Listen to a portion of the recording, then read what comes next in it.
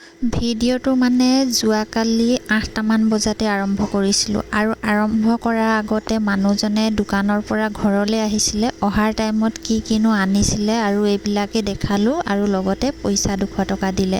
তাৰপাছত এইফালে মেগী আনিছিলে। মেগী আমি তিনিটাই একেখন বাচনতে খালোঁ। একদম বাচনখনৰ অৱস্থা নাইকিয়া কৰি দিলোঁ। তাৰপাছত এইফালে মেগী খাই লৈ পেলানি ইয়াৰ ৰাতিটো এনেকৈ পাৰ হ'ল। এইফালে ৰাতিপুৱা গাটো ধুই আহিছোঁহে আৰু ইয়াত দেখিছেনে বৰষুণ একদম দিয়ে আছে। আমাৰ এইফালে ঘৰত সোমাবলৈ অলপহে বাকী আছে। তাৰপাছত এইফালে দুপৰীয়া মই বনাইছিলোঁ বিলাহী চাটনি। তাৰপাছত এইফালে চানা অকণমান পিঁয়াজ কাটি লৈ পেলানি খাবলৈ বুলি ল'লোঁ। অকণমান দেৰি চানা খাই লৈ পেলানি আমাৰ আকৌ দুপৰীয়াৰ খানা খাবলৈ হ'ল।